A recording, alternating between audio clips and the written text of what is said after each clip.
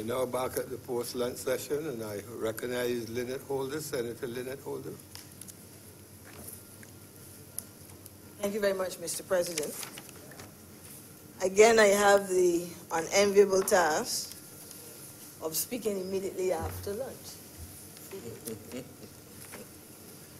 I will, however, as is accustomed to us holders, to be able to bat, and I hope bat well.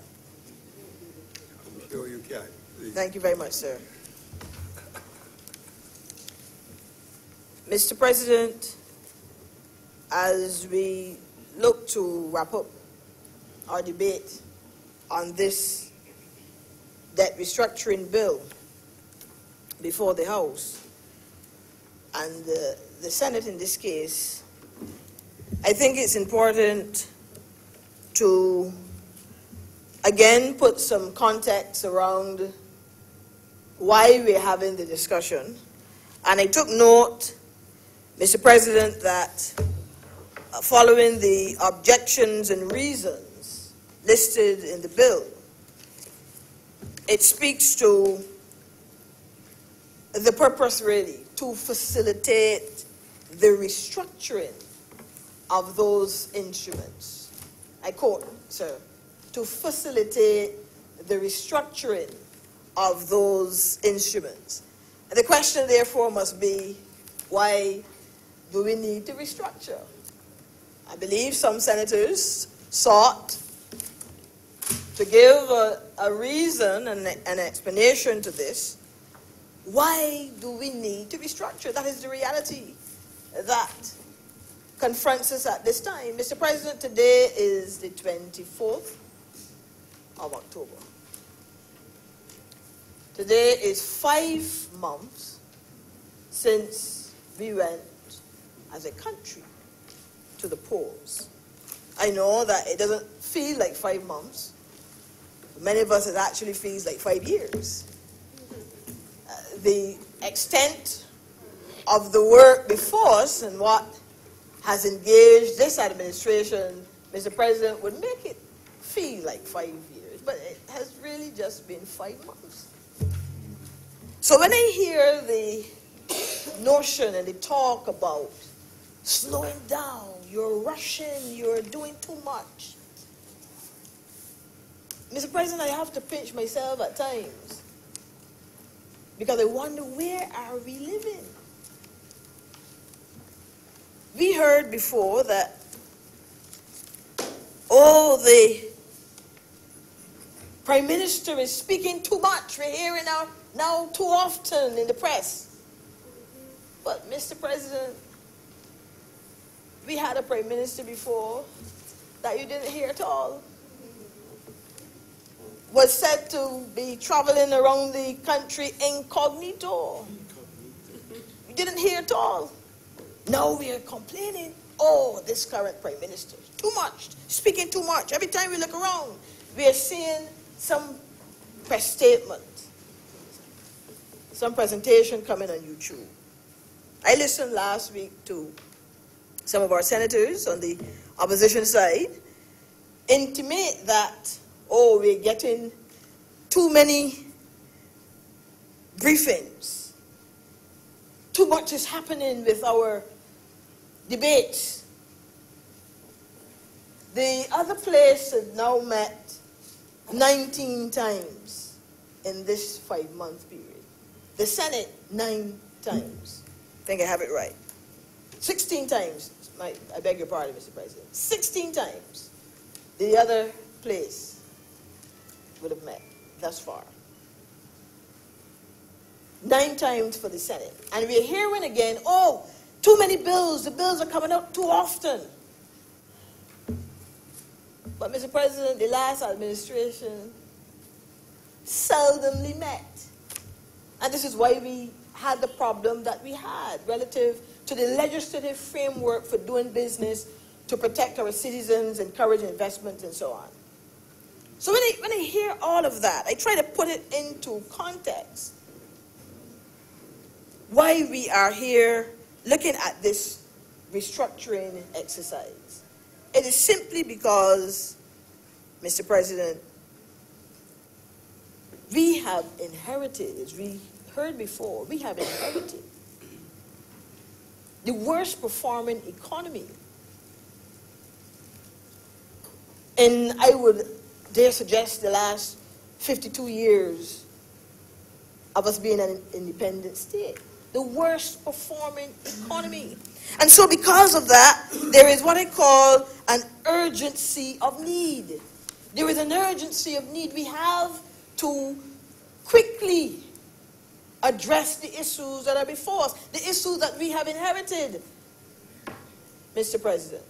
Now let me issue a caution and to suggest that though it has been just 5 short months, and though there's a lot before us to do, we as an administration must ensure that we keep the country informed and we bring them into our confidence relative to what is happening.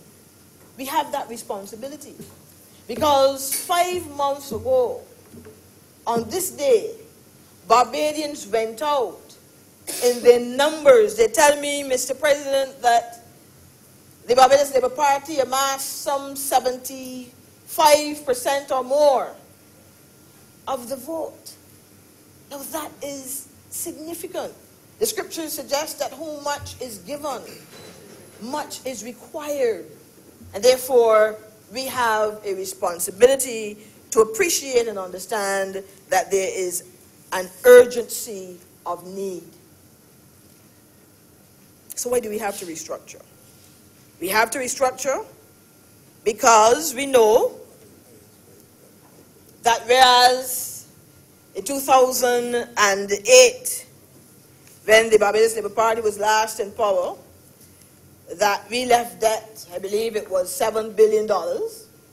We know that in 2018, some 10 years after, debt is at $15 billion. $15 billion, Mr. President.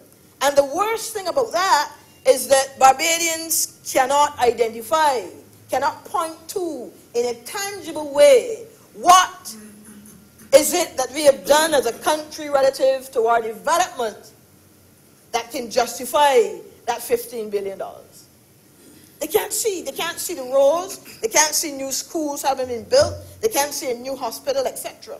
So they can't see the results of their sacrifice. But we know that $7 billion in 2008, Mr. President, and $15 billion in debt come 2018. So I heard Senator Wiggins this morning take us back to when sugar was king.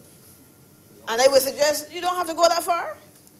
No need to go that far. Stay right within this last few decades, just 10 years ago, within that 10-year period. We have seen that all of the economic indicators, Mr. President, would have declined. We would have seen that doing business, global competitiveness report, even the United Nations Development Index relative to our quality of life, they have all declined during that period. So you don't have to go that far to have an appreciation for what has occurred. So when we say that there is an urgency of need, when we say that it's only been 5 months and we need to maintain the kind of focus that this administration would have started with, it is because we have to work to ensure we save the Barbados dollar. We're able to pull this country from the brink of collapse. We're able to put it on a growth path again. This is what it's all about.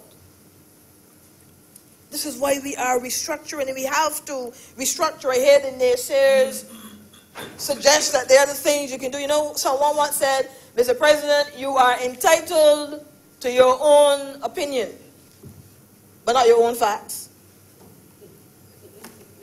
You're entitled to your own opinion, but not your own facts, Mr. President. The facts are there relative to the issue of our debt, relative to the issue of our growth.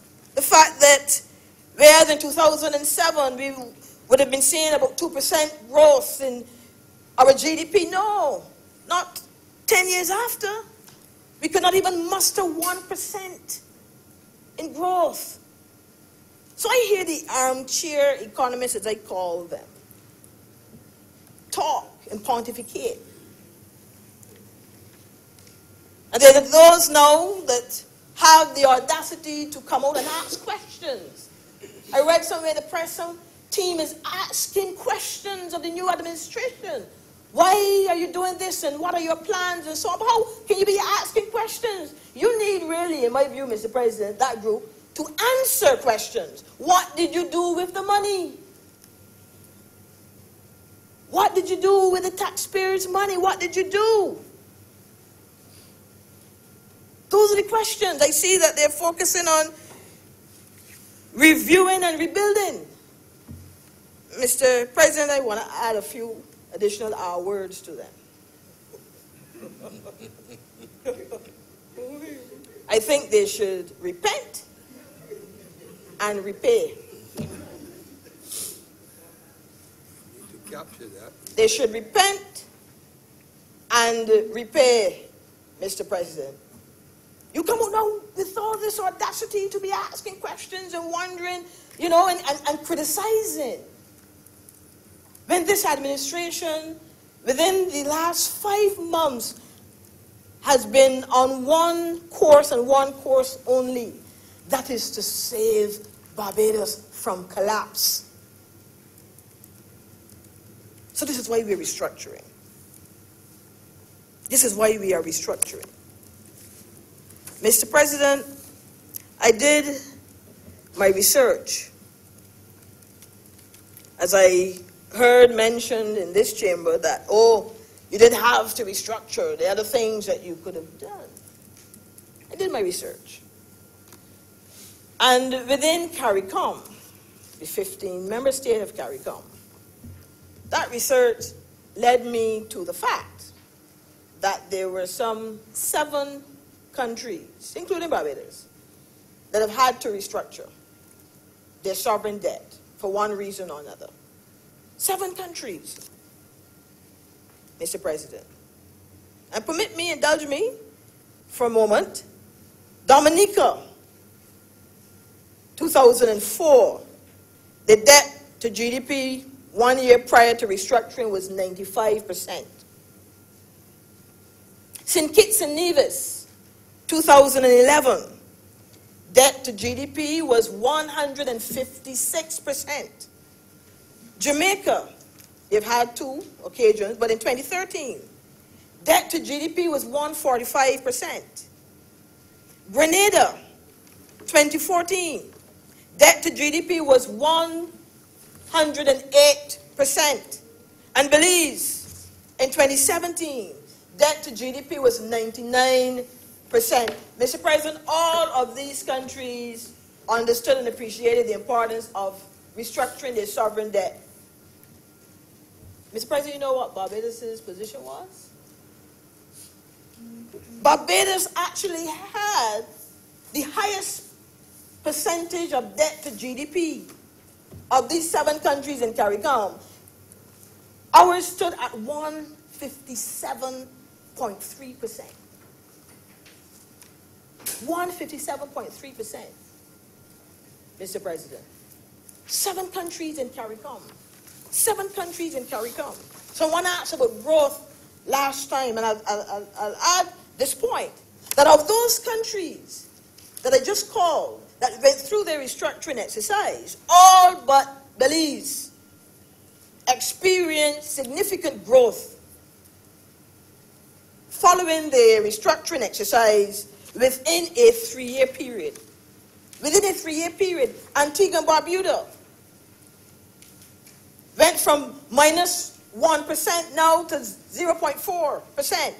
Grenada, we heard earlier, they went from 0.7 to 5.1% average GDP growth following their restructuring exercise. Jamaica, they're now doing 1%. St. Kitts and Nevis, from 0.7 to 5.1%. Dominica, from 1.2 to 3.9%, all within 3 years, Mr. President, of a restructuring exercise. All except Belize, all of them. So we have no doubt that based on historical data, that Barbados will return to growth within the next 2 to 3 years. We have no doubt. No, Mr. President, I will not stand here and appear to be callous. I am very much aware and conscious that restructuring is a painful exercise. At the break a few moments ago, we were talking about this within the context of other financial institutions, the credit union movement. We do it all the time.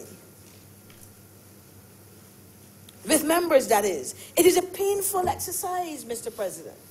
We understand that. And this administration will continue to demonstrate the heart, the sincerity, the care that is needed during this time. We will.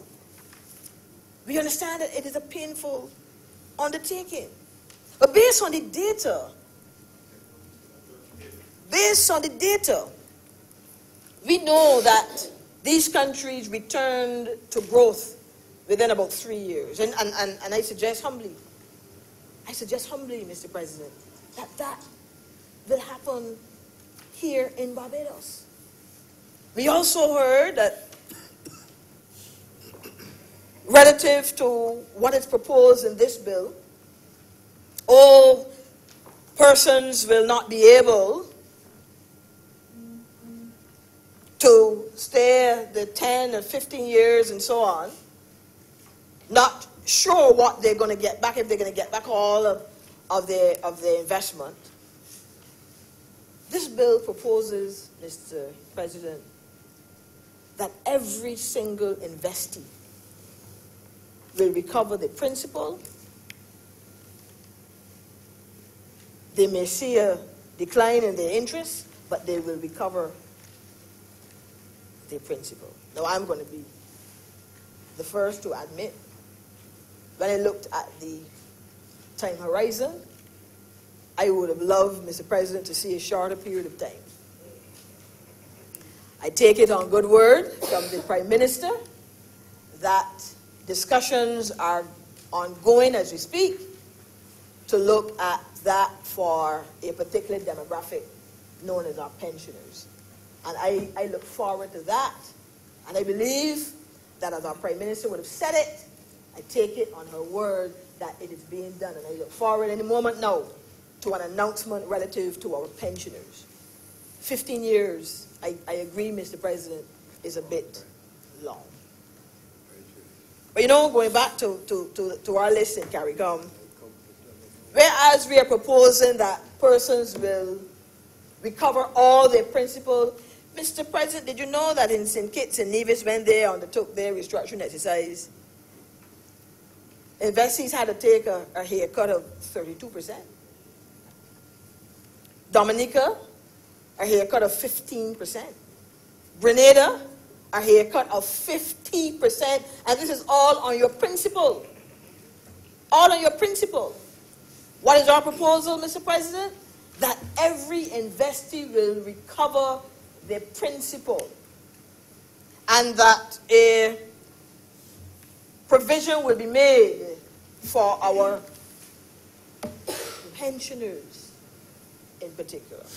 And I like that. I think that that is the kind of example of a caring administration that our Reverend Maxwell referred to earlier. I like that. I like that. I think that is a step in the right direction. Mr. President, not only do we have examples within CARICOM of countries that had to restructure and the kind of success that they would have seen after the restructure, but we are optimistic that with investor confidence returning to Barbados, that again we will see the kind of investment that Barbados was known for. And what do I mean by that?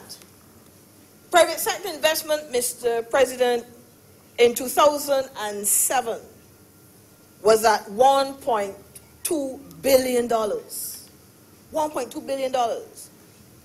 By 2017, 10 years later, Mr. President, private sector investment was a paltry $311 million. $311 million. And then someone will want to suggest that there is no issue with confidence in Barbados. There was an issue. The private sector was not coming forward to invest. We were the laughing stock in the region and internationally. And I like to have my facts. Mr. President, in 2016, the February 11th edition of The Nation, this one really took me for six, I must admit, and I kept it. Here is the newly installed Prime Minister of St. Kitts and Nevis saying that Barbados is no longer the model for CARICOM and for the Caribbean by extension. And I'm quoting a section of this article.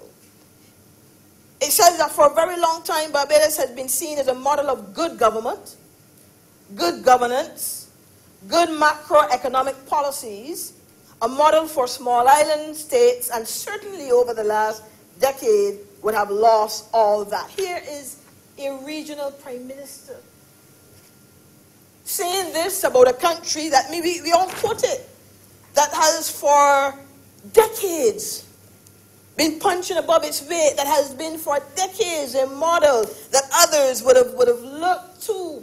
Our social partnership model, Mr. President, has been followed, used by several others in the region. As she said, we were known for good government, good governance, good macroeconomic policies. All of this, he opined, was eroded within that decade. Confidence was lost. People were not investing. We heard of Senator mention earlier, traveling, and people are asking you, as a Barbadian, what has happened to Barbados? This is what occurred in our beloved country. So we had to, Mr. President, we had to, within the last 5 months, make some hard decisions. We had to take a look at what was inherited and seek to address the state of our economy. Now, it's been said time and time again, the issue relative to our debt and so on, so I'm not going to repeat that at this time. But to say to people out there that, you know, we pride ourselves in being a religious country, a country that starts its parliamentary sessions with prayer, and we recite the sacred texts, and oh, this is good. But let us remind ourselves that there are some universal laws, immutable laws. And one of them is cause and effect. That says to us that for every cause there is an effect, and for every effect a cause. And so what has been happening in our economy is that because of poor management, because of persons not caring enough for our citizens, for our country, we are seeing now the effect of this. And when I hear people quote scriptures and so on, I often remind them that the wisest man of his day said to us once, you know, there's 6 things the Lord hates. 7 of them are detestable to him. The first one, Mr. President, he said, was a proud look, a haughty look. The President, you know what was the second one? A lying tongue. A lying tongue. So that many times we forget that the wisest man of his day says to us that the creator of the universe does not like a lying tongue. And we should take some sort of comfort from this, and that when we stand to speak in whatever spheres, public or otherwise, let us remember that you can have your own opinion, as I said, but not your own facts. Speak the truth. Speak the truth. So as we look at what is engaging us today, we feel that the administration adopting the BERT program and by extension this whole restructuring exercise is putting the economy on a path for growth for the next 3 to 4 years. And that is the truth.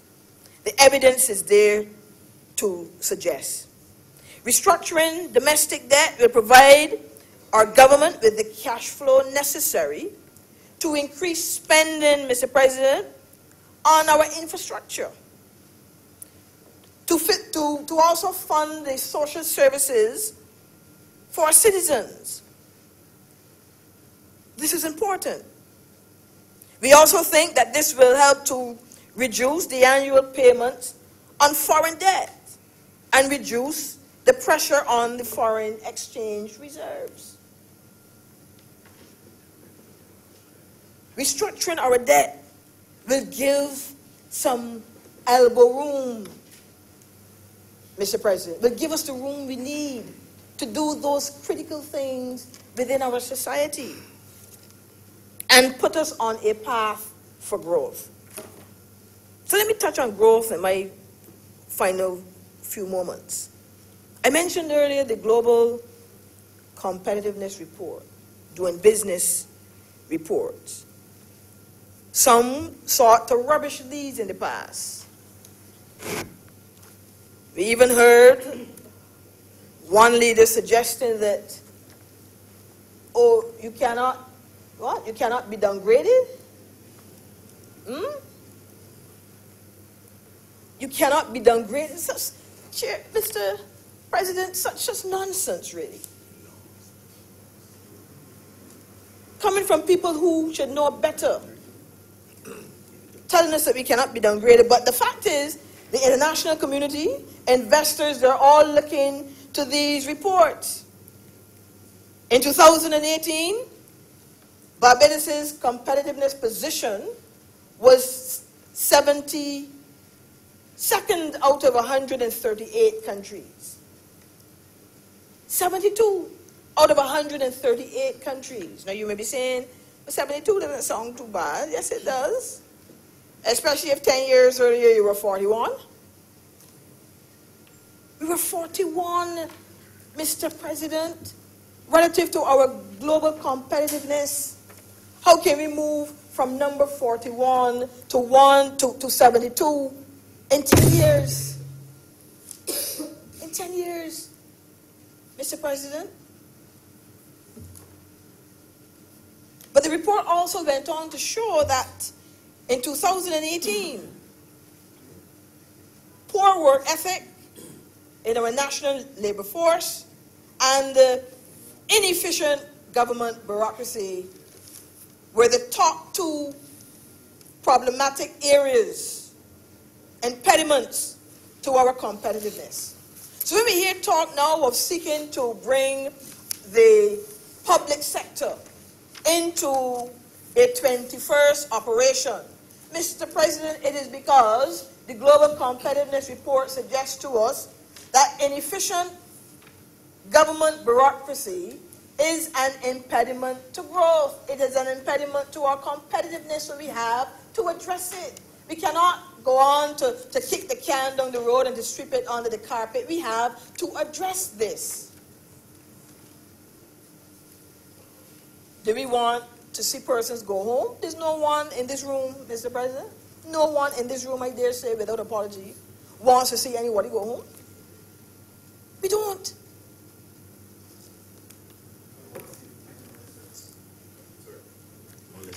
No one wants to see anyone go home. Mr. President, you know, when I hear certain persons talk, Don't be distracted. I will try not to be, sir. I will try not to be distracted. What are the facts? Mr. President, there is a senator in this chamber that had nothing really to say when the last administration, within 2 and 3 months before an election, brought on a whole set of workers to fill a number of departments. Just before an election. I have heard union officials confirm this, Mr. President. Scores of workers were added to the civil service. Just before, a few months before an election. I hear Senator Tate, and I agree with her. It didn't work. Senator Tate is so right, Mr. President. I did not hear her. She was not speaking. Huh? Senator Tate is correct. It did not work. Right? But that's a fact. So many scores of workers were added to the civil service. So we're very sick to put this in context. Let us appreciate that. They were added just before a general election, knowing that the public sector could not carry the numbers. Couldn't carry the numbers. What you were seeking to do to bind the new administration, maybe knowing that they would not have won, you were seeking to bind the new administration. And then we'll hear people in the press asking questions and their meetings and conferences and asking questions about this restructuring exercise and what is happening. You're being disingenuous. They're being disingenuous, Mr. President. Because they knew that the civil service could not carry the numbers. The wage bill was climbing and climbing. Nearly $800 million. So it was unsustainable. So we have to address the issues of growth. We have to address the issues of growth. And as I mentioned before, based on the Global Competitiveness Report, let us use these as our KPIs to determine what do we need to do to bring us back to a competitiveness position. Let us use these, identify what is it that the reports are saying about us, and work on these. Mr. President, this is what Jamaica did. Whereas we were 41 in 2007, Jamaica was in excess of 100. What did they do? They worked on the problematic areas that in 2018, 17, 18, they're even lower than us, have a better rate than we do, because they understood what was required to return growth. So when you see that the other place is meeting in the Senate, which is really not, Mr. President, I'll make this point, which is really not new. If we go back to the annals of history, we will see that under the last BLP administration, they met nearly every week. They maintained a disciplined schedule. They addressed the legislative issues that were needed to facilitate growth in the economy, to improve the standard of living for our people. So they met practically every week. So what we're seeing now with 9 sittings of the Senate and 16, I think it is, of the other place is not new.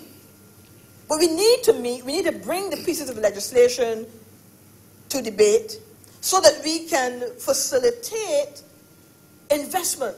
We can facilitate growth. We saw in the other place, they're looking at the green paper, I think it is, for town and country planning. What is that intended to do?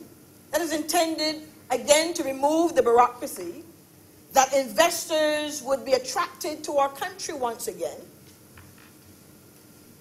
and bring the much needed FDI to our shores. We need foreign direct investment.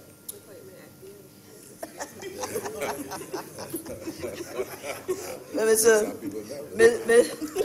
President, if the FBA has reason to come, let them come.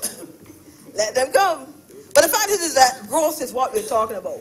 So we have to incentivize. We have to incentivize industries to grow, and we do that through the legislative apparatus, through policy provisions, etc. So we have to meet. We have to debate the issues. Right? We need also to look at releasing capital for our vulnerable groups. We need that. We need new industries. And we think that as confidence is returned to the economy, that investors will come. And as long as we're able to give them that enabling environment, that growth will come. Growth will come. So I'm confident of that fact. We need to modernize state services. Capital Works program we saw that there's a major road repair program going on, again because confidence is returning to the economy. Confidence is returning to the economy. Mr. President, before I sit, I took note of Reverend Maxwell's contribution earlier. And he tried to help us to understand that there are moral implications. And I hope that Reverend Maxwell will agree with me that because of the universal law that says there are implications for your behaviors, that there must be something that we ought to do to bring those who can be proven guilty to justice. Because he talked about justice earlier. So I hope that he would agree with me that we have now a responsibility, a moral responsibility, might I add, to bring those who are responsible and who can be proven to be responsible for the state of our economy at this point that now sees this new administration within the last 5 months trying to pull things together and pull it back from the brink. I hope that he would agree with me that those persons ought to be asked to pay the price, to pay a price. I hope he would agree with me. Because if there is one thing, Mr. President, that we need to see in the ensuing months, beyond the improvements and so on, is that there are persons in this country who are brought to answer and to give an account. He would agree with me. The scripture says that we must all give an account for those deeds done in our bodies. Those deeds done. We must all give an account. And I want to close by calling on this administration, Mr. President, to do all that we can do legally. To say to those that have taken us down this road, they must pay the price as a result. With those few words, I am obliged to you.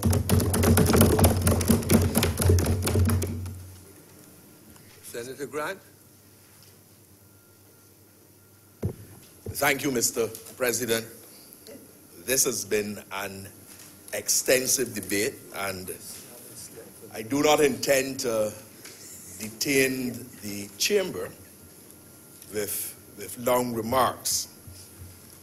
But listening to the debate, this is obviously, sir, not an easy task. This is difficult. This is all part, sir, of an exercise to ensure that we are able to correct the defects that exist in the Barbados economy. This is all part of an exercise to ensure that we have a Barbados tomorrow that is better than the Barbados today. And sir, as I reflect on some of the contributions, and I reflect on the tasks ahead, I am reminded of the words of Barris Hammond. It's not an easy road. And Barris Hammond said, no, that's Buju, no, that's Buju Banton. No, that's Buju, no, don't. As the young people will say, don't get tired. I know that is Buju Banton. I am coming now to Barris Hammond. A man must be strong to live long. Shake the negative vibes to stay alive. But I never said it would be easy. That is Barris Hammond. Correct. And sir, the point is that in this very challenging environment, it is really not easy. And you know, sir, for a long time, economists have been speaking about the challenges which we have. For a long time, the economists were encouraging the former administration to take action. And you know, sir, there are some people that are speaking today. I didn't hear them speaking before. But one thing is clear. Action has to be undertaken, and that action has to be taken now. Mr. President, in March of this year, a very good friend of mine died. Last year, sir, she told me that she had a lump in her breast. She had a biopsy done. She had stage 1 cancer, sir. And she decided that instead of going the traditional route and getting the relevant medical assistance, that she would go the way of alternative medicine.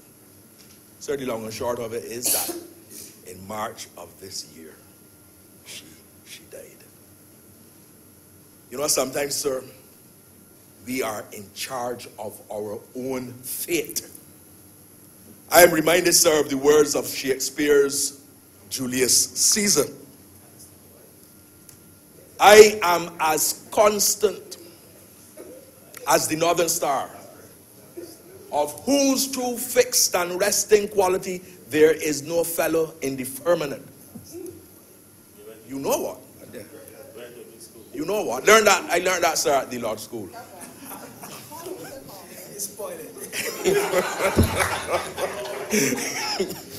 you know, sir. And I see people flying around their ties, but no, not at all. But you know, sir, Julius Caesar, in a sense, sealed his fate by refusing to recognize what was happening in his environment. And of course, we know that Caesar was assassinated. The soothsayer said to him, beware the ides of March. And we all know what the ultimate result was. The point that has to be made, sir, is that this is not a time when we can say we are doing nothing. It is true that sometimes when managers look at some challenges that they have, whether it relates to an organizational behavior issue or whether it relates to some kind of function within the organization, and it is assessed, sometimes managers make the determination that to do nothing is an option. Sir, to do nothing is not an option. And I hear some persons criticizing. In fact, somebody said to me, sir, as you know, I had to leave the Senate early last week, Wednesday, because I had to travel. And somebody said to me that somewhere, and this may be hearsay, that somebody said that this Barbados Labour Party government is worse than the Democratic Labour Party government. And I said, no way. Yes. What hogwash is that I'm hearing? What drivel, sir, is that I'm hearing? Imagine a party comes into government with the circumstances that we have, and immediately action is being undertaken to ensure that we put Barbados on a better footing. Of course, we are very aware of the need to protect the most vulnerable. And of course, sir, it is not our desire to send home people, but the persons who criticize, I want them to give us alternatives, because doing nothing is not an option. So when you stand up in this chair, sir, or you get out in the public domain, and you are talking, and you are canvassing, because you know, sir, some people canvass for votes. Some people canvass for members. They're different organizations. That is the reality of the situation. So when you get out in the domain and you are canvassing for members, come to us, sir, and reflect with us on some options which you would put in place to help us get out of this dire situation with which we are in. So criticizing, sir, is very easy. Being able to bring credible options and put them on the table, that, sir, is not as easy. We know for sure, sir, that the existing structure of the Barbados economy is not sustainable. It isn't. And, you know, let us really look at the words that we hear quite a bit as we talk about the restructuring of the economy. We hear deficit. And deficit means essentially that the expenditures are greater than the revenue. We hear about debt, what we have to repay over a period of time. We hear, sir, about the fall in the foreign reserves. We hear, sir, about the need to safeguard the value of the Barbados dollar. And I say to this chamber that with all of these reforms that we are bringing, that represents the objective. And let us, sir, look at it on a personal level. I have to say to you, sir, I own a 2011 Suzuki Vitara. Sir, to be quite honest, I want to drive a 500 SEL Mercedes-Benz. But you know what, sir? I can't afford it. There's the reality. I cannot afford it. And therefore, sir, the question has to be, how do we restructure the economy in such a way that we are able to meet our debt demands? You know, that is really not I just use that as an example, but not a real desire of mine. But the example was used simply to make the point, Mr. President, that we cannot afford the level of debt that we have. So we have to restructure. And yes, there's going to be some measure of pain.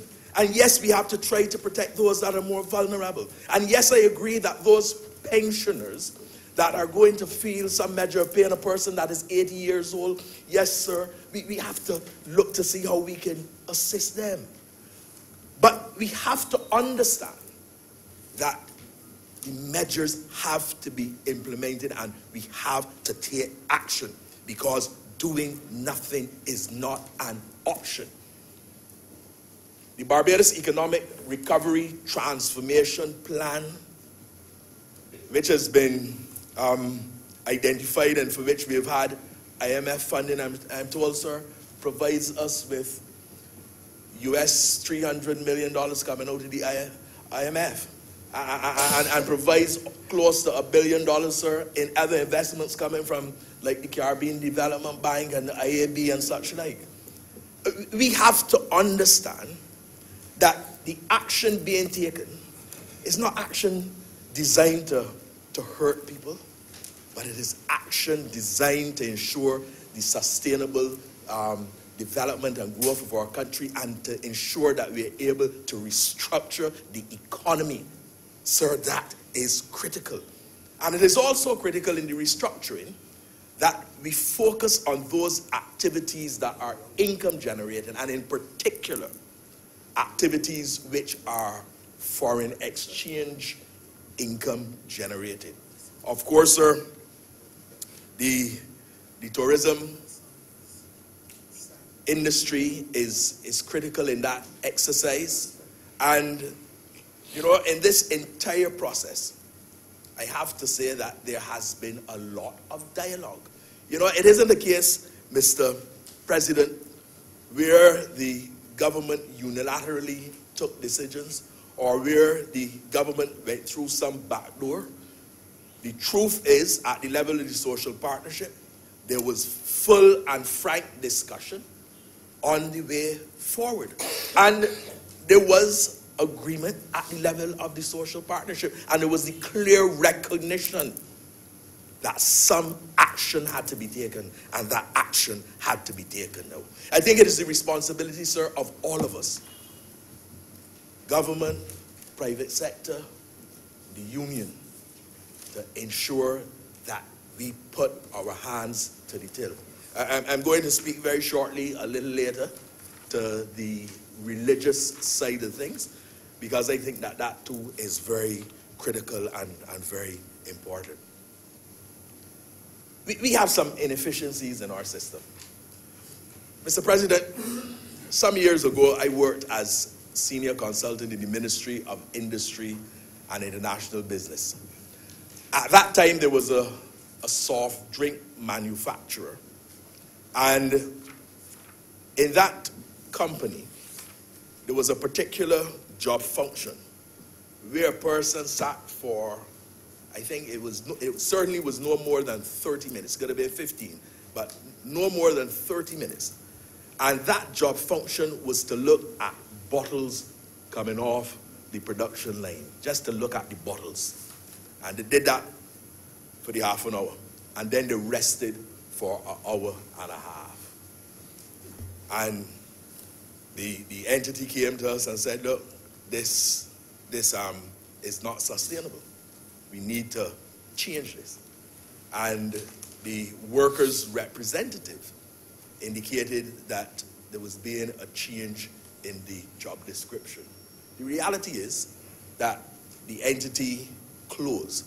But the point that I want to make is that we have to start looking at the functioning of work in a different manner to how we would have looked at it in the past. And all of us, every single one of us, we have to make sure that in order to save this country, that we give a fair day's work for a fair day's pay. Of course, sir, we can talk about the environment and ensuring that it is such that it is conducive to facilitating good work and productive work. But I want to call, sir, through you, on all Barbadians to recognize that we are going to get through this very difficult and challenging time by all of us putting our hands to the till and by all of us ensuring that we keep focus on the objective at hand. Now, sir, you know, there have been some comments made that I have seen in the media. And it is not by chance that the media is referred to as the fourth estate. I think, sir, that the media has a responsibility to report the facts. You know, I know these days, sir, that there's all this thing about fake news and fiction and all of that. But the media has a responsibility not to be caught up by sensationalized rhetoric that may come from individuals, but to seek, sir, to ensure that they provide the truth. I believe the word is veritas, if I remember correctly, Mr. President, sir. And in fact, some people will refer to nuda veritas, the naked truth, because the media has an obligation not to listen to the sensational rhetoric that may come from individuals, but to seek to ensure that they're able to question what is happening and to disclose the facts and to provide the truth to the public. And that is critical. And I heard a senator here speak earlier about certain comments that are made by individuals that are not carried in the press. The point that I want to make, sir, is that the media has its role to play in this restructuring exercise because it has to relate the facts and it has to relate the truth and it has to keep Barbadians well informed. Mr. President, I want to end on the religious aspect of it. Because, you know, sir, very often we speak to these hard issues and we do not reflect on what exists through what I refer to as the great architect, by the great architect of the universe. And I heard Senator Maxwell, my friend from my days, sir, at Christ Church, Parish Church, when I served, sir, at the altar. Yes, I served at the altar, sir. Yes, sir. I must tell you, I must tell you. And there's a little heckling that is taking place, sir. I don't understand why, but I should tell you, sir. I must tell you that I have some friends that say to me that they expect that one day I will make my way to Codrington College. And yes, because they know that I have that strong religious grounding. But sir, I think that it is important in this environment that we don't only speak about the moral obligation. I think we have to look at the religious aspect as well. And I think that the church has to take the lead. I support outspoken clerics because I believe that the church has to be interested in the welfare and the well-being of people as we are in government. And therefore, while I understand the point made by Senator Reverend Maxwell, I also want to encourage him from where he sits to encourage the church not only to speak about the moral component, but also to lend their hand in support. I may have said in this chamber before, sir, that as a little boy, I went to many churches. My grandmother would go to she was Anglican, and she would go to, of course, St. Barnabas Church. She would go to the Antioch Church. I had a great aunt that in the summer would round up all of us and put us in the back of a Datsun station wagon and take us down to the Jehovah Witness. And there was a song sung at the Jehovah Witness that I always remembered. And the words of that song went like this: the time to be happy is now, and the place to be happy is here, and the way to be happy is to make others happy and to have a little heaven down here. Sir, let us stop. That's your vote, all Lord, correct me then.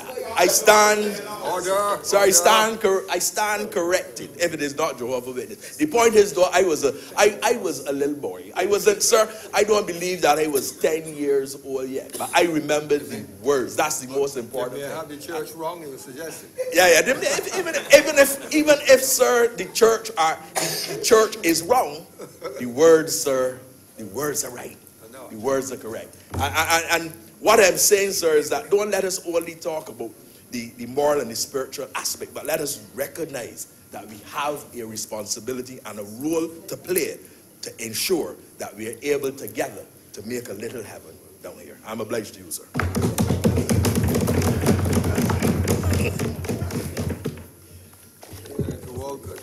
Thank you, Mr. President. The Honourable Senator who spoke before me is happy. But as I said at the outset when I led off on this bill, debate on this bill last week, it was not going to be an easy task. And I'm certain that Barbados is not a happy place based on the economic issues which we face, and certainly in terms of persons who have been dislocated in terms of their employment and other matters. I, however, want to thank all honourable members who participated in this debate and to thank them for their contributions. We've had our differences, we've had our heckling, but I think at the end of the day, I believe that all honourable members in this chamber are committed to Barbados and indeed believe in sacrifices when necessary, and believe also in terms of the greater good, even though they might from time to time support the minority interests, if only in here.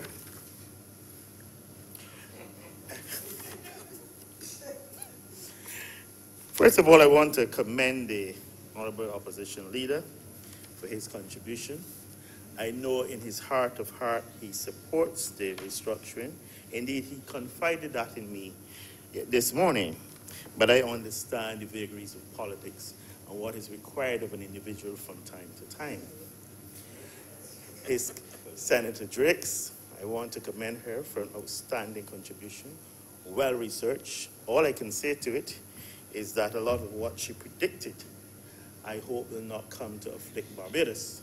But having said that, I know that if I put two economists in a room and leave them for 4 hours, they will come up with two completely different opinions about the same problem.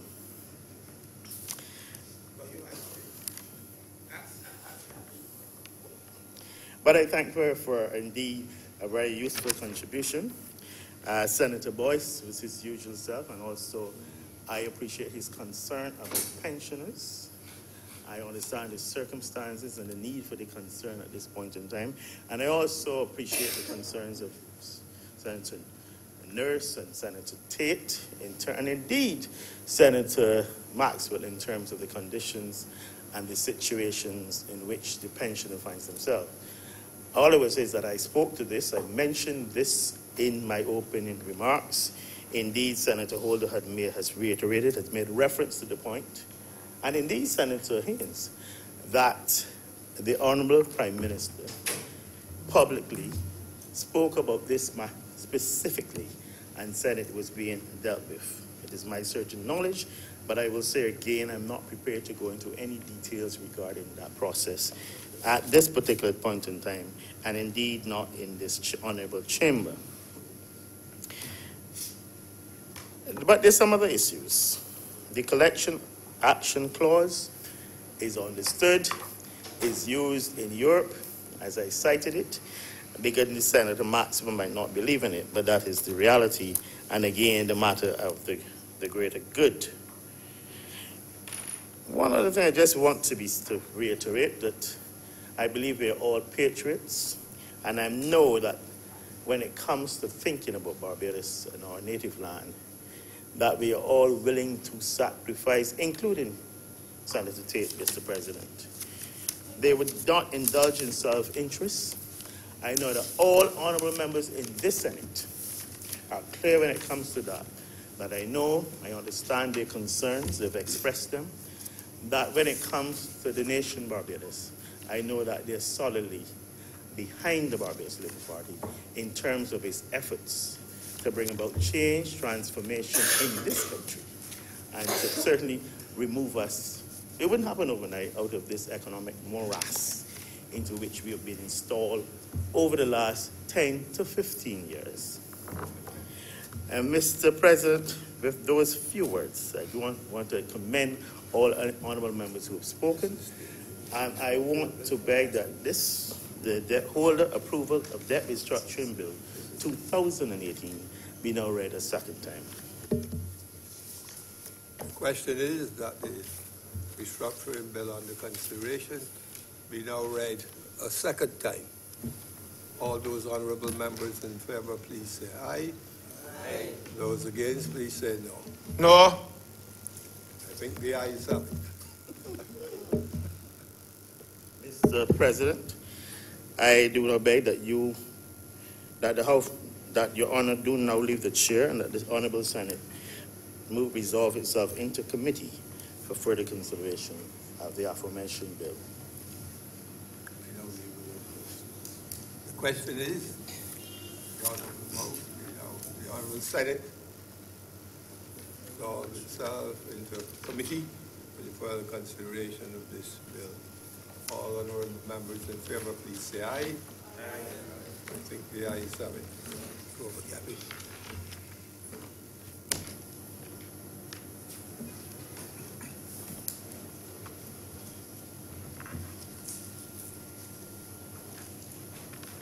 This House is now in committee. Clause 1. Mr. Chairman, I beg to move that Clause 1 stand part. The question is that Clause 1 stand part. All honourable senators in favour, please say aye. Those against, please say no. Methinks the ayes have it. Clause 2. Chairman, I beg to move that Clause 2 stand part. The question is that Clause 2 stand part. All honourable senators in favour, please say aye. Aye. Those against, please say no. Methinks the ayes have it. Clause 3. Mr. Chairman, I beg to move that Clause 3 stand part.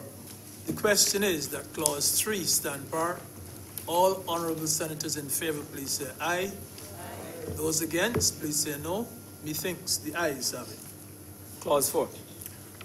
Mr. Chairman, when I led off debate, I indicated in Clause 4 that there would be need for amendments to the date. In Clause 4.1, it says before the 5th day of October. I propose to amend that to read the 29th day of October. And similarly, in 2, again, it says the 5th day of October. I propose to amend that to the 29th day of October.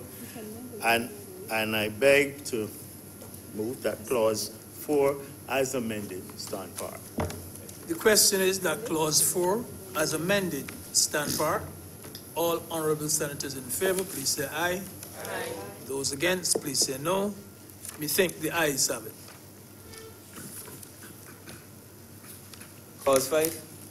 Mr. Chair, Chairman, I beg to move that Clause 5 stand part. The question is that Clause 5 stand part. All honourable senators in favour, please say aye. Those against, please say no. Methinks the ayes have it. Clause 6. Mr. Chairman, I beg to move that Clause 6 stand part. The question is that Clause 6 stand part. All honourable senators in favour, please say aye. Those against, please say no. Methinks the ayes have it.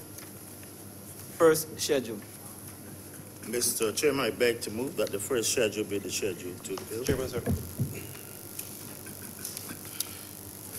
In relation to the wording proposed for the definition of pensioners, I would like at this stage to repeat the suggestions made at the debate at the second reading before we went to committee. The definition of pensioners to be conjunctive as persons being of pensionable age and receiving pension benefits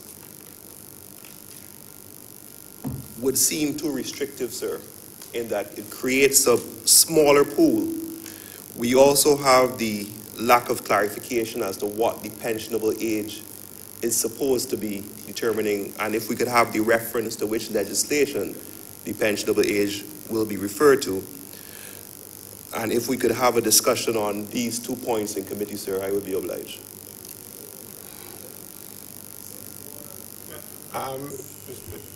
I want to put my 2 cents worth in support of Senator Boyce. Only on Saturday, I reached pensionable age. For me, it's 60 when I joined the public service. No need clarity. Right? So pensionable age in public service is 55, 60, 65, and now 67. And they're all existing pensionable ages. So the definition, in accordance with what Senator Boyce is saying, is severely lacking, because right now I'm of pensionable age, but I have not yet received my pension. So, no, I'm talking about the pension for the public service, and I was a public servant. And I'm entitled to a pension at age 60. But I just became 60. So I will not be receiving it today, but let's say what happens next week. And I have government instruments, and I'm in trouble. because I'm a couple of days short. The definition of pension needs to be amended to reflect what pensionable age is in Barbados generally and in the public service particular. Mr. Chairman, if I may, I know that this matter was raised. I've inquired, and I was informed that for this bill, they're using the National Insurance and Social Security's definition as in Cap 47, and it gives you a schedule in terms of pensionable age. And from, at this point in time, from the 1st of January 2018 and after, it is at 67 for the purposes. Thank you. In relation to the second limb, Mr. Chairman, the conjunctive determination with regard to and are receiving pension benefits. This was raised, and it was felt that it should be stay as is worded. I'm obliged, Mr. Chairman. So I now revert to the question in terms of the first schedule to the bill. The question is that the first schedule be the first schedule to the bill. Honourable senators in favor, please say aye. Aye. Those against, please say no. Methinks the ayes. I'm sorry, is it that we have a prescribed definition? Are we going to be just agreeing to the wording of it? No? As it is there. It's staying as it is here? So where are we going to know that it is 67 if you don't actually stipulate it here? For purposes of drafting. There has to be some reference to the legislation. They said that they're using the national, sorry, Mr. Chairman. They said that they were using the national insurance definition. Yes, but the definition isn't here. So for the person who doesn't know the outcome of your inquiry, how is it clear to anybody else who's reading it for drafting purposes? What are you suggesting? Oh, no, that's not my area. I either put the actual, you answer that. Mr. Chairman, through you, the definition could simply be amended to reflect the relevant legislation pensionable age is referred to. In fact, initially I thought that is what Senator Walcott was suggesting, that it would be clarified by Cap 47. saying, yeah, with respect to Cap 47, which would be the NS. Yeah. Mr. Chairman, that would be taking care of one category of pensioner. We have people in the public service who were in the public service and even who are at national insurance, who are receiving pensions because they were declared medically unfit. They are pensioners. They don't get any other income other than the pension. So if they're in that category and they're getting pension and they're not 67, what will happen to them? That is, I see, I don't want to call it a rough job because the people guys may call it a rough job. But that's what the Russian do. It wasn't thought out properly. Mr. Chairman, clearly there's no agreement in terms of committee. I take Senator Tay's point. I've heard Senator Boyce and Senator Franklin, and I believe that it should stay as it is in the schedule. Go to the board. But Mr. Deputy President, oh, sorry.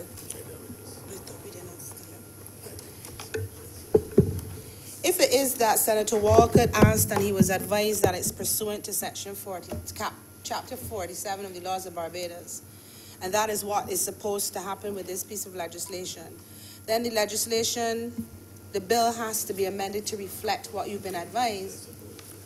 He's what? But, no, I'm talking, even if we talk about yours, or if we're going to debate the whole issue of pension, but whatever it is, worst case scenario, it is in accordance with what you've been advised. You still have to make an amendment to the legislation, not only in relation to the date, but also to this section. Because however limited the pension definition is, you still have to say what it is. Following on from my colleague Senator Tay's position, if there is going to be an amendment to reflect the date of October 29, it will just be a small amendment to reflect the legislation you are using to be the definition for pensionable age.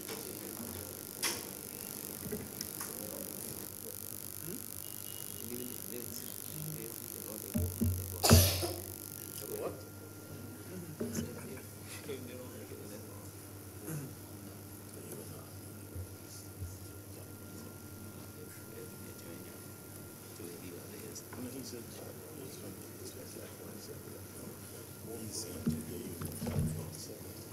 right. So you leave it.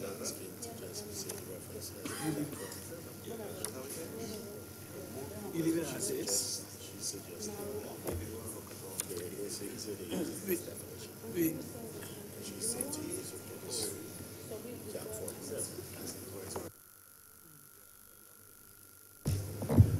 Mr. Deputy President, the suggestion is, I've conferred with Senator Boyce. Don't bother to make any further amendments to it. Never mind. Withdrawn. the suggestion to have it amended or have it explained, that's withdrawn? Yes, yes, sir. Okay. All right, again, I repeat then that the first schedule be this, we'll put that to the vote, right? Be the schedule to the bill.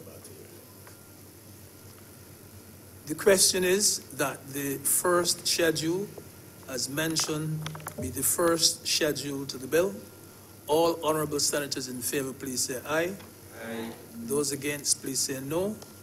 Methinks the ayes have it. I'm sorry, isn't the first schedule the one that has, isn't the first schedule the one that has the amended date that Senator Walker just gave us as the 29th of October? Is that not it? Am I not looking at the... So do we not have to amend the date to the 29th of, help me to understand, so that we are not saying... We had said that that was the fourth, wasn't that the fourth schedule? It would have to be the 29th. Yeah. Yes, It's in the fourth? Yes, yes, yes. Yes. Friday. So it would have to be as amended, not so? As amended. Y'all want me to come over on that side? Yes. Yes. Your father will roll over and agree.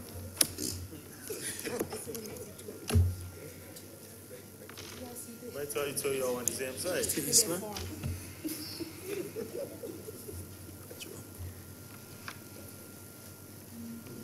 Second schedule.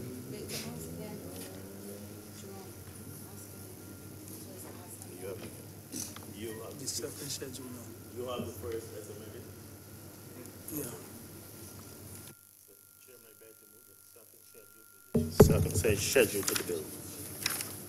The question is that the second schedule be the second schedule to the bill. All honorable senators in favor, please say aye. Senators against, please say. Deputy President, sorry, I've seen a date in the second schedule. Sorry. Getting second schedule too. Is it that there...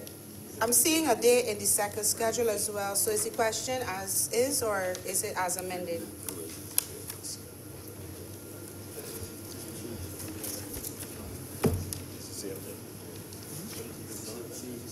It will be the same change as amended. So I can sit down? 29th of October. Yes. So the question is then that the second schedule as amended be the second schedule to the bill.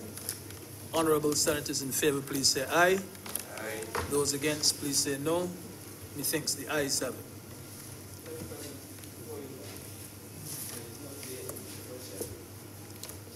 The second schedule that has the date. No, it's not. The date was in this clause 4. Second schedule is what? The second schedule is what carries the date. Okay. The first schedule. But just make two changes in the Second schedule. The second schedule as amended. The first schedule does not carry any amendment. The first schedule is just a simple... It's just a list of. It's just the specified instruments. They're looking at two different pages in the second schedule. They're First looking schedule at just part one, deal with, see? right? You understand? I did that mix up, and part two. So it's part one and part two of the second schedule. The second schedule. Second schedule. Deputy President, just Part 1 and part the first schedule remains as is, right? And is the second schedule as amended. Just to remind honorable senators that the first schedule remains as is, and the change with the date as amended, the two, part 1 and part 2 of the second schedule. Yep. It's 12.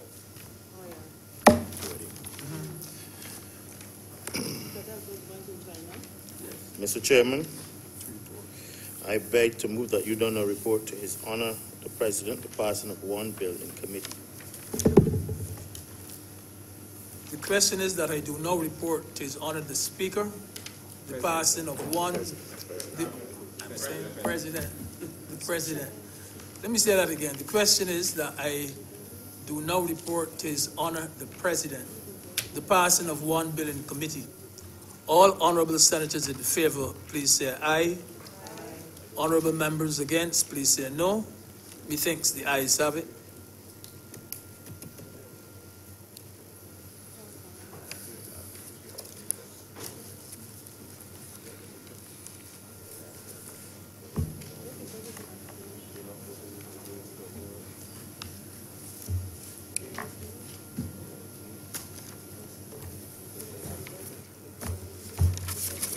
Very quickly.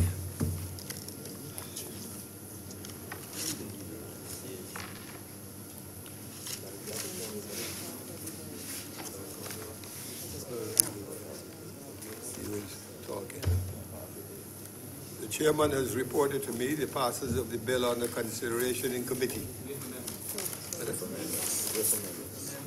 With amendment. Thank you. Mr. President, I beg to move that the debt holder approval of debt restructuring bill 2018 be now read a third time. Motion is that the bill under consideration be now read a third time. All honorable members in favor, please say aye. Those opposed, please say no. Mr. President, I beg to move that the debt holder approval of debt restructuring act 2000. Mr. President, I beg to move that this bill do not pass and be cited as a debt holder approval of debt restructuring act 2018. It has been moved that the bill as amended be now passed and be so cited.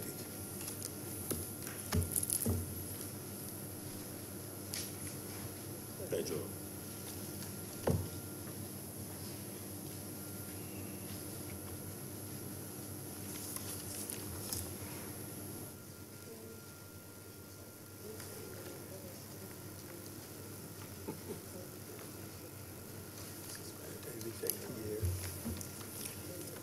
Mr. President, I beg that the sitting be now suspended for 10 minutes to resume at 4:30. We move that this sitting be now suspended for 10 minutes until 4:30. All honorable members in favor, please say aye. Aye. I think the ayes have it.